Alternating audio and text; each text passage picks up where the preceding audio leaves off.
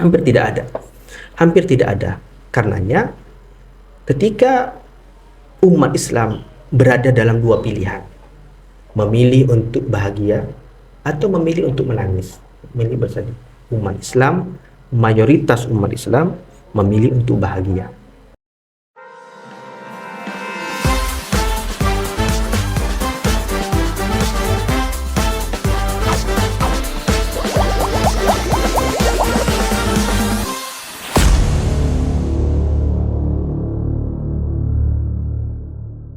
Kemudian yang ketiga, apa perbedaan ulama Sunni dengan ulama Syiah dalam memperingati tanggal 10 Muharram?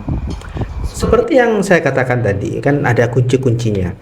Di antara kuncinya adalah kunci untuk kita paham ya, untuk kita paham. Di antara kuncinya adalah Rasulullah itu biasanya kalau disuruh milih antara dua perkara, pasti Rasulullah memilih yang paling mudah, yang paling menyenangkan. Ma khuyyira Rasulullah baina amrayni illa ikhtara aysarahuma. Yang paling mudah di antara dua perkara ini. Ma lam yakun isma, selama tidak berdosa. Rasulullah pasti memilih yang mudah. Kalau disuruh milih antara bahagia apa sedih, tentu manusia normal kan, Bahagia. mengajak orang untuk bahagia apa mengajak orang untuk sedih? Bahagia.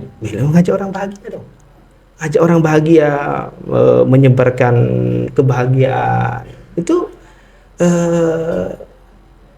lebih sesuai dengan kunci yang diberikan oleh Rasulullah kepada kita. Ini yang pertama. Kemudian yang kedua, kalau kita melihat kepada syariat Islam, kalau kita melihat kepada Islam, hampir kita tidak menemukan, wallahu a'lam, yang saya perhatikan, hampir tidak ada syariat yang mengajarkan kepada kita untuk mengulang tangisan, mengulang kesedihan. Ada kesedihan ketika ada anggota keluarga yang wafat, ada keluarga yang sedang tertimpa musibah, ada kesedihan itu. Rasulullah bersabda bahwasanya tangisan Rasulullah ketika beliau menangis saat putra beliau Sayyid Ibrahim wafat, beliau menangis. Innaha rahmah, kata Rasulullah. Ini adalah tangisan rahmat. Tapi bisa kita katakan tidak ada syariat. Atau kalau kita katakan, kalau kita tidak mengatakan tidak ada sama sekali, yang lebih aman kita mengatakan kebanyakan, yang dominan, yang banyak sekali dari syariat tidak mengajarkan untuk mengulang kembali tangisan. Yang ada mengulang kembali kebahagiaan, yang ada mengulang kembali hal-hal yang membuat kita senang, hal-hal yang membuat kita itu berharap kepada Allah Subhanahu wa taala, hal-hal yang membuat kita itu menebar kebaikan, menebar cinta. Ini dapat kita lihat dalam gaya-gaya syariat Islam seperti itu. Apa sih yang Allah sering katakan kepada kita, ulangi lagi. Di antaranya wadzakirhum biayyamillah. Kisah-kisah yang Allah ceritakan di Al-Quran itu banyak, tapi lebih banyak yang tidak Allah kisahkan. Tentunya dari seluruh kisah yang dialami oleh seluruh para nabi, ada kisah-kisah yang memilukan. Ada kisah-kisah yang memilukan. Kisah mereka dibunuh, ada sebagian nabi yang dibunuh. Ada sebagian nabi yang disiksa, sebagian nabi yang dibakar. Ada sebagian nabi yang dibakar. Bahkan kisah Nabi Ibrahim dibakar tidak dijelaskan, tidak diceritakan secara gamblang oleh Allah Subhanahu wa taala. Seperti berbeda dengan ketika beliau menceritakan hal-hal lain tentang Nabi Ibrahim ya. Nabi Yusuf alaihissalam yang diceritakan lebih banyak tentang kisah-kisah yang menyenangkan. Bahkan dikatakan nahnu naqussu 'alaika ahsanal qasas. Kenapa surat Yusuf itu menceritakan hampir lengkap tentang kisah Nabi Yusuf? Karena kisah Nabi Yusuf itu happy ending. Nah, happy-nya ini yang penting. Happy-nya ini yang penting. Nah, karena kita melihat gaya dari syariat itu lebih banyak menonjolkan sisi-sisi bahagia, dan bisa kita katakan hampir tidak ada syariat yang mengajarkan mengulang tangisan. Sudah terjadi, ayo ingat lagi tuh, nangis lagi, ayo nangis lagi, nggak ada, hampir tidak ada, hampir tidak ada. Karenanya ketika umat Islam berada dalam dua pilihan, memilih untuk bahagia atau memilih untuk menangis, memilih bersedih, mayoritas umat Islam memilih untuk bahagia, memilih untuk berbahagia bersama kebahagiaan para anbiya, para nabi-nabi yang Allah berikan kenikmatan yang besar sekali, ya. Allah berikan kenikmatan yang besar sekali. Bahkan sebagian ulama mengatakan, katanya siapa? Sayyidina Husain alaihi salam wa radhiyallahu anhu itu mendapatkan musibah pada hari itu. Tidak sama sekali. Beliau justru mendapatkan anugerah yang besar. Beliau justru mendapat anugerah yang besar, anugerah sebagai seorang syahid, ya, anugerah sebagai seorang syahid, anugerah yang besar untuk beliau. Karenanya mayoritas umat Islam lebih memilih untuk berbahagia, lebih memilih untuk senang. Apalagi memang Rasulullah SAW datang memberikan syariat-syariat yang umum, yang bersifatnya memberikan syariat yang umum. Rasulullah itu mensyariatkan puasa. Kalau saya boleh lanjutkan, Rasulullah dalam hari Asyura itu ada 4 tahapan amal yang beliau lakukan. Yang pertama, sebelum beliau hijrah, beliau berpuasa, karena memang hari Asyura orang-orang terbiasa berpuasa meskipun di zaman jahiliyah. Jadi Rasulullah memang berpuasa. Kemudian ketika Rasulullah hijrah ke Madinah, Rasulullah melihat orang-orang Yahudi berpuasa, ya. Rasulullah melihat orang Yahudi berpuasa. Maka Rasulullah berpuasa dan menyuruh orang-orang untuk berpuasa. Di Mekah, Rasulullah berpuasa sendiri, tidak menyuruh orang untuk berpuasa. Tapi karena di Madinah orang-orang Yahudi berpuasa, Rasulullah mau syiar juga. Kalau gitu saya puasa. Wa amaron nas bisiyami. Rasulullah memerintahkan orang-orang untuk berpuasa. Bahkan Rasulullah mengatakan, coba kalian itu kalau mulai tadi subuh kalian nggak makan, lanjutkan nggak makan sampai maghrib. Kalau kalian tadi makan, udah sekarang nggak usah makan sampai maghrib. Sampai segitunya Rasulullah menyuruh puasa pada hari itu. Kemudian fase ketiga, turunlah ayat puasa. Kutiba alaikumus syiyamu kama kutiba alal ladzina min qablikum. Maka Rasulullah mengatakan, sekarang sudah diwajibkan puasa Ramadan. Kalian nggak usah puasa Asyura. Kalau kalian mau puasa, silahkan. Nggak puasa nggak apa-apa, tapi puasa di bulan Ramadan. Ya kan? Karena yang ketiga sudah datang kewajiban Ramadan. Sebelumnya belum ada kewajiban Ramadan nih, belum ada kewajiban puasa. Maka sekarang posisinya Asyura ini menjadi bebas. Artinya yang mau melakukan silakan, yang nggak mau melakukan silakan, yang penting puasa Ramadan. Kemudian yang fase yang keempat, di akhir-akhir hayat Rasulullah. Rasulullah mengatakan, kalau saya hidup tahun depan, saya akan puasa bukan hanya hari Asyura, tapi 1 hari sebelumnya atau 1 hari setelahnya. Kenapa? Agar supaya kita beda dengan orang-orang Yahudi nih. Orang Yahudi puasa Asyura. Kalau kita sama puasa Asyura juga, apa bedanya? Kita harus lebih dari mereka. Nah, kita harus lebih dari orang-orang Yahudi. Kata Rasulullah SAW. Kita harus berbeda, kita harus lebih. Makanya Rasulullah berpuasa hari 9 dan juga hari 11-nya. Rasulullah niat berpuasa. Tapi Rasulullah wafat pada tahun yang berikutnya.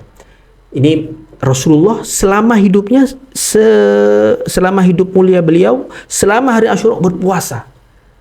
Judulnya adalah Asyura itu puasa. Kalau kita lihat, puasa itu apa sih? Posisi puasa pada Rasulullah. Salah satu makna terbesar puasa bagi Rasulullah adalah syukur, adalah kebahagiaan, adalah waktu romantis dengan Allah. Kenapa? Rasulullah bersabda, Rasulullah su'ila, kenapa Rasulullah berpuasa pada hari Senin? Dzaka yaumun wulidtu fih. Itu adalah hari di mana saya dilahirkan. Makanya saya puasa. Ingat, wa dzakirhum bi ayyamillah. Rasulullah lahir hari Senin, maka bagi Rasulullah ungkapan terbesar syukur beliau adalah puasa. ungkapan terbesar syukur beliau bagi beliau adalah puasa. Jadi puasanya Rasulullah adalah ungkapan syukur terbesar. Jadi sampai akhir hayatnya Rasulullah berbahagia di hari Asyura, sebagaimana Rasulullah berbahagia di hari Senin. Jadi bagi orang-orang yang tingkat elit ya dalam ubudiyahnya kepada Allah, penghambaannya kepada Allah, puasa itu adalah puncak syukur mereka kepada Allah Subhanahu wa taala. Kenapa? Karena mereka keluar mereka itu ketika syukur itu kan gimana ya? Ekspresi kalau mereka itu udah dari engkau semua. Makanya mereka tidak makan, tidak minum gitu kan. Seperti itulah ungkapan syukur mereka sampai mereka itu puasa mereka itu beliau itu luar biasa sekali. Jadi inilah perbedaannya. Sedangkan yang Anda sebutkan tadi, melihat ada kejadian tertentu yang bisa kita katakan juga sangat besar, sangat memberikan kesedihan yang besar juga pada umat Islam ketika itu tentunya. Namun kita dihadapkan pada dua pilihan. Kita mau memilih ini atau memilih itu. Memilih kita membudayakan kebahagiaan, memberi kebahagiaan, atau kita mau membangkitkan kesedihan dan membawa sedih orang-orang. Saya kira syariah lebih memilih, yang lebih menonjol dari syariat adalah lebih milih kesenangan, kebahagiaan, membahagiakan orang lain. Dan minimal itulah yang dilakukan Rasulullah sampai akhir hayatnya. Beliau konsisten puasa di hari Asyura, bahkan niat untuk menambah Tasu'a hari 9 ataupun juga hari setelahnya, dan itu berarti rasa syukur beliau di akhir-akhir hayat beliau itu semakin tinggi pada Asyura. Kurang lebih seperti itu. Baik. Pertanyaannya keempat Kiai, apa amalan yang dianjurkan Rasulullah pada bulan Muharram? Pada bulan Muharram, seperti yang saya katakan tadi, banyak sekali riwayat-riwayat, hadis-hadis yang menganjurkan untuk berpuasa. Bahkan ada hadis yang mengatakan bahwasanya puasa terbaik yakni di bulan Muharram. Artinya puasa terbaik selain Ramadan. Ada yang mengatakan, bukankah hadis ini bertentangan ya dengan hadis puasa yang terbaik itu adalah Asyura, puasa yang terbaik itu apa? Begini, ada salah satu kunci juga, salah satu pola ya. Saya suka dengan pola-pola dengan kebiasaan besar itu. Ada kebiasaan besar dalam syariat Islam. Apa? Biasanya ibadah yang besar itu dikelilingi oleh ibadah penopang. Misalnya ada sholat fardu, ibadah yang besar, dikelilingi oleh ibadah penopang. Apa? Ada sholat sunnah qobliyah, ada sholat sunnah ba'diyah. Begitupun juga, ini yang unik, bulan Ramadan ibadah yang besar, puasa Ramadan ibadah yang besar. Ingat tadi, biasanya ibadah yang besar ditopang oleh ibadah sebelumnya dan setelahnya. Dianjurkan berpuasa di bulan Sya'ban. Rasulullah ditanyakan, ya Rasulullah, kenapa engkau berpuasa di bulan Sya'ban? Padahal bukan bulan haram, bulan yang dimuliakan, bulan Sya'ban. Beda dengan Rajab. Rajab dimuliakan, Sya'ban tidak dimuliakan. Ya biasalah, bukan tidak dimuliakan. Bulan Ramadan bulan istimewa. Tapi berhubung bulan Ramadan ini bulan yang agung, puasa yang agung, dan sebelumnya adalah bulan Sya'ban, maka Rasulullah berpuasa. Kenapa?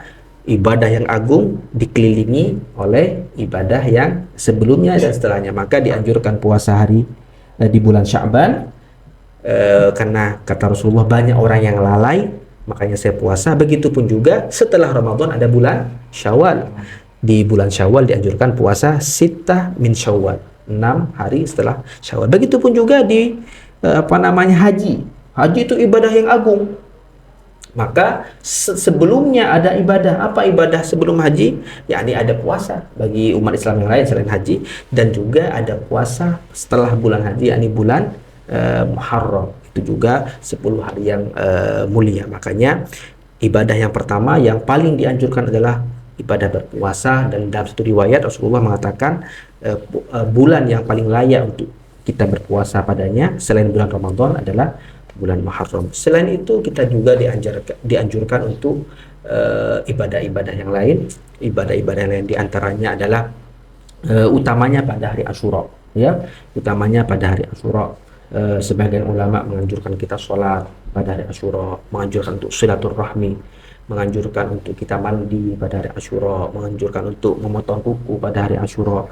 Hal-hal yang membuat kita baik, membuat kita tuh mood kita baik, ya, mandi, apa namanya, memotong kuku, memakai wangi-wangian, silaturahmi, begitu pun juga memperluas berpesta, kalau bisa kita katakan, kepada keluarga kita, sanak famili kita. Itu adalah beberapa amalan yang dianjurkan. Intinya apa? Intinya di bulan Muharram ini kita dianjurkan yang pertama untuk berpuasa, yang kedua kita dianjurkan untuk berbahagia juga, yang ketiga, tapi jangan lupa bulan Muharram adalah bulan taubat, yang mana kita sangat dianjurkan juga untuk banyak bertaubat kepada Allah Subhanahu wa taala. Yang terakhir, Bang. Silakan. Jadi bagaimana Muharram dijadikan sebagai momen refleksi dan pembaruan niat bagi kaum muslimin? Sebagaimana yang di awal saya singgung, bahwasanya Allah mengajarkan kita dengan posisi bulan mulia ini. Di awal tahun ada bulan mulia, di akhir tahun bahkan ada 2 bulan yang mulia. Apapun rencana kita, apapun yang ingin kita lakukan, apapun planning kita, usahakan awalnya sebaik mungkin dan ditutup sebaik mungkin. Apapun itu usahakan diawali dengan baik, ditutup juga dengan baik. Dimulai dari hal-hal yang sederhana, mulai dari kebiasaan kita sehari-hari. Marilah kita mulai hari kita setelah bangun tidur, kita ucapkan alhamdulillah alladzi ahyana ba'dama amatana min nusyur, berwudu, kemudian kita sholat, kemudian kita tutup juga hari kita dengan baik. Sebelum tidur kita berwudu, kita berdoa, kita membaca ayat-ayat Al-Quran yang dianjurkan oleh Allah Subhanahu wa taala. Kata para ulama, kalau kita biasa melakukan itu, insya Allah kita diberikan husnul khotimah. Amin Allahumma amin. Kemudian yang pelajaran yang kedua, para ulama seringkali mengkaitkan Muharram ini dengan peristiwa hijrah. Meskipun sebenarnya hijrah Nabi Muhammad itu terjadi pada bulan Rabiul Awal. Rasulullah keluar dari Makkah itu pada akhir-akhir bulan Safar dan masuk ke Madinah pada bulan Rabiul Awal pada tanggal 12, tepatnya juga hari Senin, sama seperti lahirnya Rasulullah. Tapi kenapa peristiwa hijrah ini digeser oleh para ulama dan dikaitkan dengan bulan Muharram? Agar supaya kita setiap tahunnya, bisa kita katakan setiap saat, kita mencoba untuk hijrah, berpindah dari yang tidak baik kepada baik, dari yang baik kepada lebih baik. Artinya mengajarkan kita di awal, marilah kita punya semangat yang membara untuk lebih baik dari sebelumnya. Apapun itu, setiap langkah kita memulai apapun, kita niatkan untuk menjadi lebih baik daripada yang sebelumnya. Ini spirit yang harus ditanamkan di jiwa-jiwa para pemuda-pemudi. Apapun yang Anda lakukan, hendaklah diawali dengan baik, diakhiri dengan baik. Yang kedua, niatkan setiap rencana, planning, kegiatan, apapun itu, hendaklah dengan spirit hijrah, artinya lebih baik dari yang sebelumnya, lebih baik dari sebelumnya. Karena walal akhiratu khairun laka minal ula, yang di depan kita insya Allah lebih baik daripada yang sebelumnya. Insya Allah Ma'had Ali Nurul Jati juga insya Allah lebih baik, jauh lebih baik daripada yang sebelumnya. Dengan bersama-sama kita bahu-membahu mengembangkan, memajukan Ma'had Ali yang luar biasa ini. Barakallahu fikum. Mungkin itu yang bisa kita petik dari Muharram ini. Baik pemirsa, demikian pemaparan jawaban dari beliau Kiai Haji Zainuddin. Semoga apa-apa yang disampaikan menjadi manfaat bagi kita dan juga kita selaku umat muslim bisa merealisasikan dengan sebaik mungkin. Terima kasih Kiai. Mohon maaf apabila ada kesalahan. Bagi teman-teman silahkan subscribe YouTube kami dan ikuti juga. Demikian acara podcast pada malam hari ini.